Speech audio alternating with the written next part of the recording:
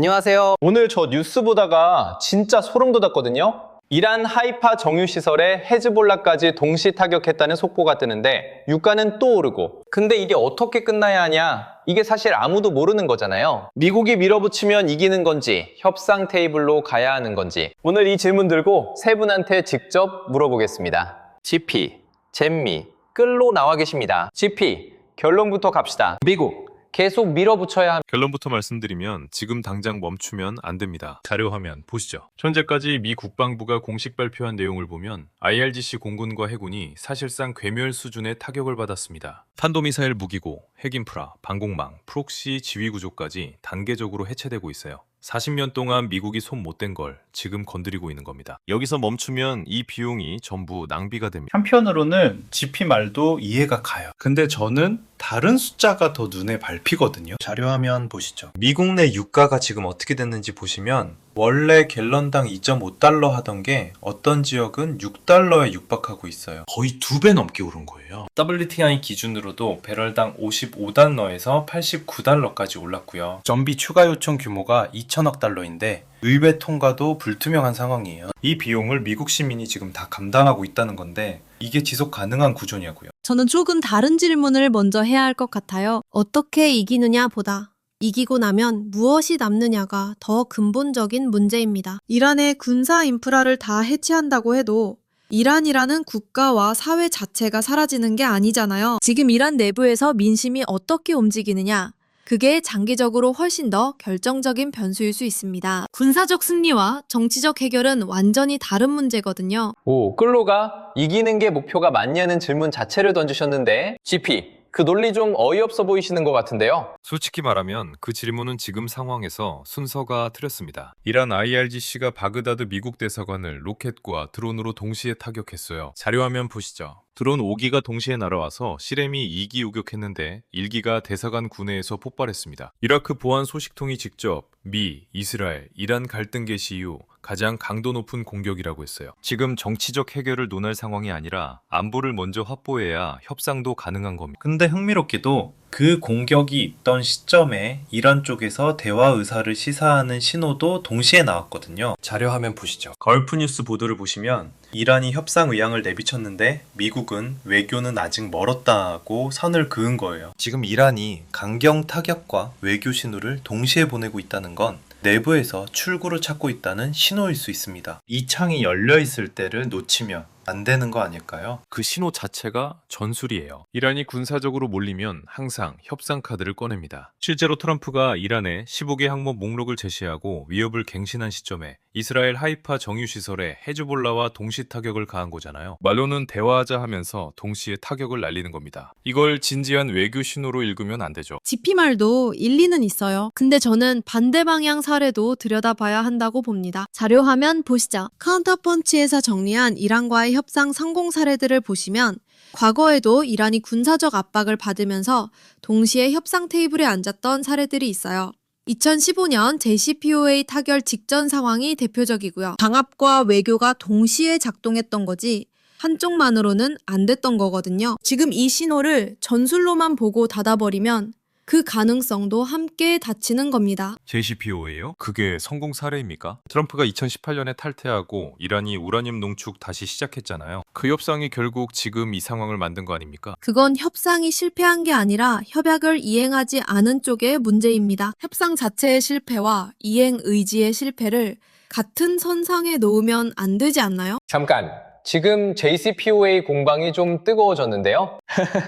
그 논쟁은 끝이 없으니까 일단 접어두고요. 잼미, 지금 이 상황을 보면 사실 결론이 미국이 어떻게 하느냐만의 문제가 아니잖아요. 호르무즈 해협은 어떻게 되고 있습니까? 이게 사실 핵심이에요. 자료화면 보시죠. 라이브민트 분석을 보시면 지금 호르무즈 해협을 둘러싸고 굉장히 복잡한 이해관계가 얽혀있는 게 보입니다. 러시아, 중국은 해협이 닫혀서 유가가 오르는 게 나쁘지 않아요. 그 반면에 한국, 일본, 인도처럼 중동 원유 의존도가 높은 나라들은 하루빨리 열려야 하고요. 이 구도를 보면 미국이 이 전쟁을 어떻게 끝내느냐가 미국만의 문제가 아니라는 게 명확해집니다. 그러면 우리나라 얘기도 빠질 수가 없는데요. YKN 보도에서 호르무즈 해협 파병 압박 얘기도 나왔잖아요. 우리나라까지 끌려 들어갈 수 있는 상황인 거죠. 자료 화면 보시죠. 미일 정상회담에서 이미 호르무즈 해협 관련 파병 협력 논의가 나왔고 한국도 같은 압박에서 자유롭지 않습니다. 중동 원유 의존도로 생각하면 한국 입장에서는 해협이 열려야 하는 건 맞아요. 그러나 파병은 완전히 다른 차원의 결정이고 미국 주도 전략에 얼마나 연루될 것인지 한국이 명확한 입장을 가지고 있느냐가 관건입니다. 현재로선 그 입장이 선명하지 않아. 저는 그 부분이 사실 제일 우려가 됩니다. 김진양 의원이 시사인 방송에서 지적한 것처럼 미국이 이 전쟁을 빨리 끝내야 할 내부 압박이 있어요.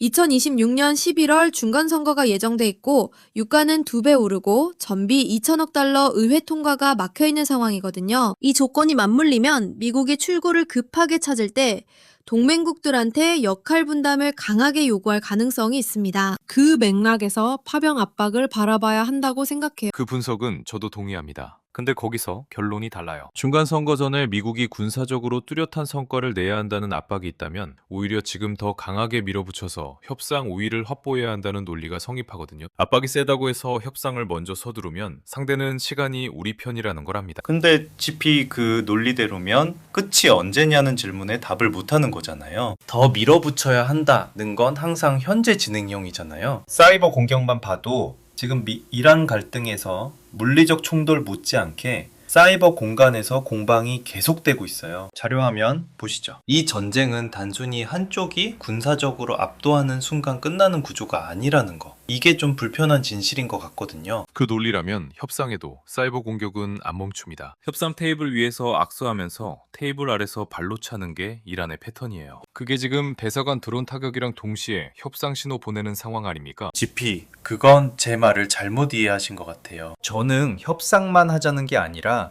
군사적 압박이 끝을 만들지는 못한다는 얘기를 하는 겁니다. 그 두 가지는 다른 말이에요. 잠깐요, 잠깐. 두 분 다 숨 좀 고르시고요.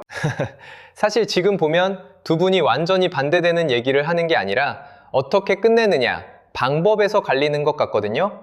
끌로, 이 구도를 어떻게 보세요? 잼미 말이 맞는 측면이 있어요. 지금 이 전쟁에서 끝이 어떤 모습이어야 하는지 명확한 그림이 없다는 게 문제입니다. 이란의 정권 교체를 목표로 하는 건지, 핵 프로그램 포기만 받아내면 되는 건지, 프록시 네트워크를 해체하는 것으로 충분한 건지 목표가 다르면 끝도 다를 수밖에 없거든요. 지금 미국이 제시한 15개 항목이 무엇인지는 공개되지 않았지만 그 목록이 현실적으로 이란이 수용할 수 있는 수준이냐에 따라 외교 가능성이 달라집니다. 끌로, 그 분석 자체는 틀리지 않아요. 근데 15개 항목이 비공개인 이유가 있습니다. 협상 레버리지를 유지하는 거예요. 그걸 공개적으로 현실적이냐 아니냐 논하는 순간 이란한테 정보를 주는 거거든요. 지금 이 시점에서 목표를 공개적으로 명시하라는 건 협상론자들이 자주 쓰는 논리인데 전략적으로 맞지 않습니다.